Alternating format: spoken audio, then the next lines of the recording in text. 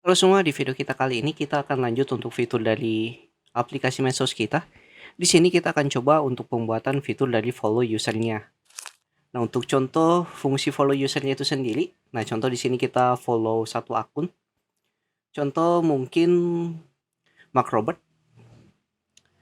Nah, di sini pada saat saya ikuti, maka Mark Robert ini dia bakal bertambah untuk pengikutnya. Nah, kemudian bagian saya atau user saya bagian followingnya itu akan bertambah nanti. Nah, sini kan following saya itu 103. Nah, kalau saya follow Mark Robert, klik ikuti. Nah, otomatis di sini dia bakal bertambah untuk pengikutnya, plus di saya kayaknya bakal bertambah untuk yang diikuti. Nah, ini kalau saya reload, yang tadinya 183, nah itu akan jadi 184. Jadi bertambah 1 untuk user yang melakukan following atau follow. Nah, sini kita akan coba buat fiturnya. Kita masuk ke dalam codingan. Nah, pertama di sini kita akan buat dulu untuk parent rutenya di sini. Dan kita buat untuk rutenya. Kita buat dulu file untuk rutenya. Di sini follow.rute.js. Ini kita zoom supaya lebih kelihatan. Import express from express. Nah, kemudian kita buat untuk variabel routernya. Const, kita sebut saja namanya follow route. Sama dengan di sini kita jalankan express titik router. Nah, kemudian export default follow router. Nah, sini kita coba daftarkan di entry point-nya yang server. Kita akan import dulu untuk router yang baru kita buat, yaitu follow router. Dari routers follow router.js. Kita jalankan di sini untuk entry point-nya. Nah, untuk entry point-nya /fp/follow. Kemudian jalankan follow routernya. Nah, selanjutnya kita akan buat untuk fungsi di controllernya. Nah, ini kita coba buat dulu untuk controllernya. Kita sebut namanya follow.controller.js. Kemudian di controllernya kita buat fungsi export follow user account. Kita sebut nama fungsinya follow user account. Sini const, kemudian buat fungsi request dan respon. Request sama respon. Nah, selanjutnya di sini kita bisa buat dulu untuk fungsi-fungsi yang perlu kita terima. Pertama, kita ambil dulu untuk inputannya. Jadi inputan yang perlu kita masukkan di sini yaitu data user yang kita gunakan login, yaitu current usernya, current user, dan satu lagi yaitu inputan dari user yang kita follow, user follow, atau di sini kita sebut saja namanya follow user. User yang kita follow kita ambil untuk ID-nya. Nah, untuk inputannya kita masukkan di dalam request body untuk follow usernya. Kemudian untuk current usernya kita ambil dari request user ID, yaitu user ID yang kita gunakan login. Berarti di sini kita bisa buat const untuk current user. Nah, nilainya ambil dari request user ID, ID user yang kita gunakan login. Kemudian untuk follow usernya, di sini const kita buat destructuring yang nanti kita ambil dari request body, yaitu follow user ID, ID user yang kita follow. Kemudian kita buat kondisi. Nah, untuk kondisi pertama ini kita buat cek jika current user itu nilainya sama dengan follow user ID. Nah, artinya sini dia follow diri dia sendiri. Nah, jadi untuk buat fungsinya di sini current user, jika current usernya itu sama dengan follow user ID, atau mungkin di sini current user ID karena ID-nya saja yang kita ambil. Jadi jika current usernya atau yang kita gunakan login dia follow diri dia sendiri, nah kita buat responnya itu error. Di sini kita bisa buat respon dengan status. Nah, ini kita buat return responnya dengan statusnya itu 400. Kemudian JSON kita buat message-nya tidak bisa follow akun sendiri. Nah, kemudian validasi kedua yaitu kita cek apakah usernya itu ada di dalam database atau tidak yang kita follow. Nah, ini kita buat if jika, atau kita buat dulu variabel untuk ambil data usernya. Untuk ambil data user berarti kita bisa buat saja variabel bernama other user ID sama dengan kita gunakan wait, jalankan Prisma. Ini kita import dulu Prismanya dari util Prisma.js. Nah, kita ambil data user. Nah, ini await-nya ada error karena kita di sini perlu async untuk mengatasi asynchronous. Sini kita gunakan find unique. Kita dapatkan data uniknya itu berdasarkan di mana ID-nya itu sama dengan follow user ID yang kita masukkan di request body-nya. Di follow user ID. Dan di sini kita buat berupa number, yaitu berupa angka. Nah, kemudian jika user yang kita masukkan itu di request body-nya belum terdaftar ID-nya di dalam database, kita buat kondisinya. Ini kondisi jika ada usernya itu tidak ditemukan, maka sini kita kasih return respon dengan status 404 JSON. Sini kita tampilkan saja pesannya, yaitu user ID tidak ditemukan. Jadi di sini jika inputan user yang kita inputkan itu belum ada dalam database, kita tampilkan respon errornya ini. Kemudian kita buat data untuk masukkan data dari usernya. Nah, kalau kita cek dalam database yang perlu kita masukkan itu di follow-nya, kita jalankan dulu npx Prisma Studio. Nah, berarti table yang perlu kita masukkan itu di table follow-nya. Nah, di sini di follow-nya yang perlu kita masukkan follower ID sama follow ID.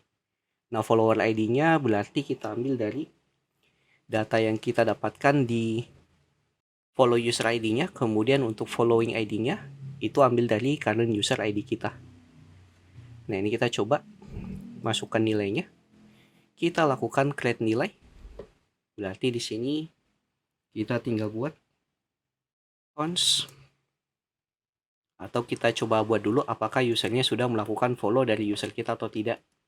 Is follow user await Prisma titik user. Nah, ini kondisi kedua.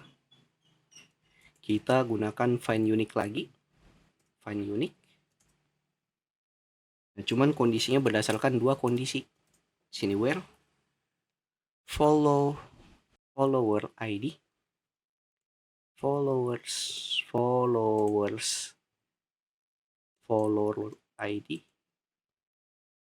follower ID garis bawah following ID. Nah, ini berdasarkan dua kondisi, apakah following ID-nya atau user kita itu sudah nge-follow user tersebut atau tidak. Karena di sini kita halangi supaya dia tidak mau follow user secara dua kali. Nah, berarti di sini kita bisa buat kondisi titik 2. Nah, yang mana following ID-nya? Oh, di sini sorry, ada yang salah. Harusnya di sini kita ambil dari table follow. Nah, kemudian kondisinya following ID dan following ID. Nah, ini jika follow ID-nya itu adalah number current user ID. Kalau kita sudah follow user yang kita, kemudian following ID-nya. Ini ambil dari number, yaitu following user ID. Yaitu follow user ID-nya yang request body kita. Jadi untuk ngecek apakah kita sudah follow user tersebut atau tidak. Nah, kalau kita sudah follow, berarti kita bisa buat kondisi untuk pada si ketiga is follow user, maka kita tampilkan respon dengan status yaitu 400.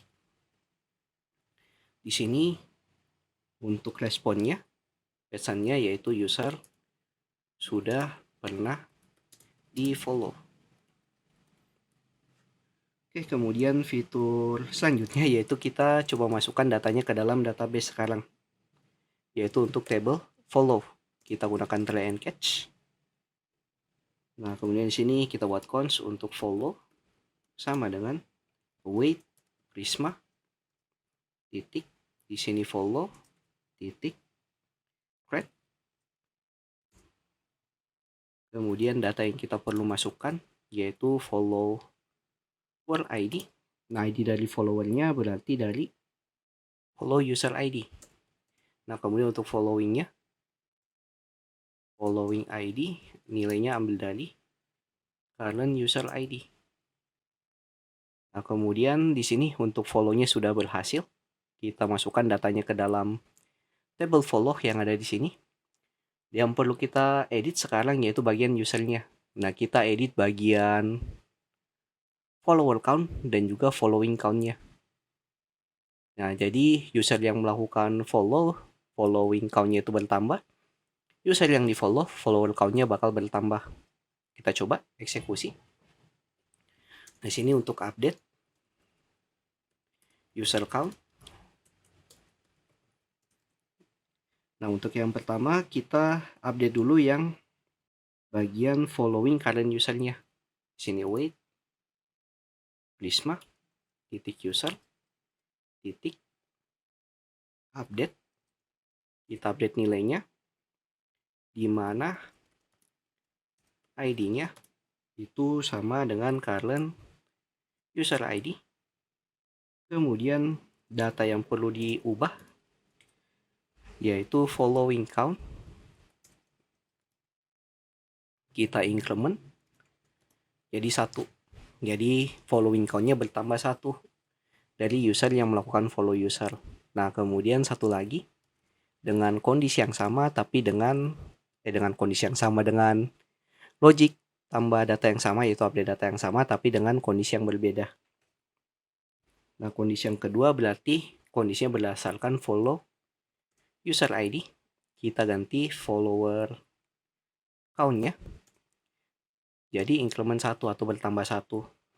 Terakhir kita tinggal respon dengan status.